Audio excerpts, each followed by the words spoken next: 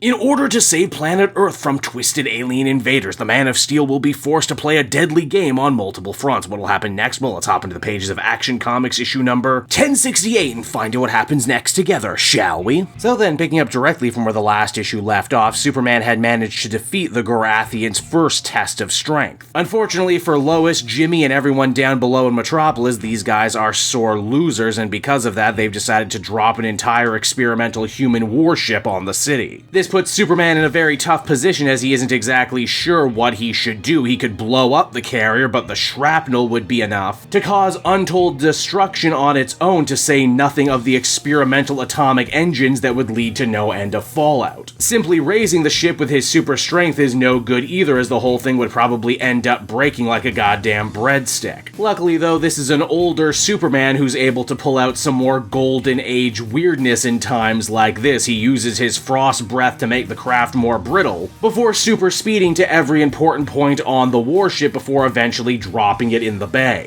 This amazing feat of superpower actually takes it out of Superman, and he has to get fished out of the water by all the friendly city folk whose lives he just saved. One guy's even nice enough to offer him his big belly burger in what ends up actually becoming something of a running gag throughout the story. Now, with Superman indisposed, Lois and Jimmy, who were chosen as Clark's second in the previous issue, end up getting themselves beamed up aboard the Garathian ship, where we can see all sorts of different aliens from across the universe are all placing big money bets on whether or not Superman can actually save Earth from its horrible fate. Here's the crazy part though, after winning the first Garathian game, the Space Vegas odds are actually slowly but surely starting to turn in Superman's favor. I love this big scene too at the bar because we see so many colorful alien species, including Lobo, who's just chilling out there. This also leads to a great moment of characterization for Lois, who takes the opportunity to corner Gur, one of the Garathian agents who are running the game. She asks him straight up, hey, is this game fair? Because as a journalist, I'm pretty good at sniffing out scams and cons, and I just want to know, is there any way anyone actually wins here, or is the whole thing rigged? And hell, even just asking the question of Gur ends up making her something of a friend, like this guy has never actually stopped and considered the morality of what he does. Now, what exactly do the Garathians have in mind for the next game? Oh, well, it's a doozy. You see, they've actually stolen Superman's bottle city of Kandor from his Fortress of Solitude, planning to use it as a prop in their next life or death scenario. You see, there's several robotic arms that will destroy Kandor in a matter of seconds unless Superman can rescue it. On paper, that sounds easy, but in reality, it's going to be quite the uphill battle. The Garathians have set up guards with red sun batons, making it so Superman can't leave, and should he fail to rescue Kandor, they'll also destroy two other major metropolitan Earth cities. Just really hit home just how cruel these guys are. Now, where's Jimmy while all of this is going on? Well, Mr. Action, at Lois's request, snuck away to try and learn more about these alien invaders. In a very fun bit of dialogue, he mentions Flamebird before eventually getting hailed by none other than Lex Luthor, who naturally has an invested interest in saving Earth. He can't rule it if it's destroyed, you know? This issue also does a good job reminding us that while in their civilian lives, Lois and Clark are rivals with each other, when it comes to Lois and Superman, they are very much in love. And even amidst all this danger and chaos, they take an opportunity to get close to one another, and honestly, I just love it. Now, how on earth does Clark plan to save Krypton when the deck is so thoroughly stacked against him and he only has a few seconds to make any moves at all? Well, in a truly wonderful bit of creativity, Superman actually ends up using his Kryptonian-made cape to stop up the machines, and man, you know what, you never actually see him use his cape enough in situations like this. Hats off to Gail Simone for thinking outside the box and doing something uber creative. Once again, Superman has managed to snatch victory from the jaws of defeat, and it has the Garathian leader positively losing his mind, especially because he thinks Gur didn't do enough to cheat in this scenario. And because Superman has now twice bested the deadly Garathians and seems to be doing better in this contest than anyone who's ever come before him, the space odds once again start to turn more and more in his favor, which is very bad for the Garathians and their plans. It's because of this the next test isn't going to pull any punches at all. For as the comic comes to a close, the Gorathian leader says now is time to break out the Daxamite. And if you're a longtime DC Comics reader, you know exactly what that means and why that's a big deal. And so that was Action Comics issue number 1068, everybody. Another fun, fancy-free throwback to an era in Superman stories we just don't get anymore. I think what I really like about this one is that Jimmy and Lois actually get a chance to shine on their own independently of Superman and show that even though he might have wanted Wonder Woman and Batman going into this fight, his best pal and his best gal can do more than enough to pull their own weight and be major assets in this situation. The promise of a conflict with a Daxamite too has me really fascinated. Is this going to be the famous Daxamite that we all know? Mon-El, or will this be an opportunity for Gail Simone and Eddie Barrows to create a brand new original Daxamite character? Either way, I'm very interested and I can't wait to see what ends up happening next. Overall, I would give this one a very positive 8 out of 10. Also, hey, for what it's worth too, Rainbow Rowell's backup story is also excellent, getting to see a side of Lois and Clark's relationship as a married couple that you never see. Hell, they actually fight in a very relatable, very human way, so if you want another Superman story that feels like something you've never seen before, definitely check that one out.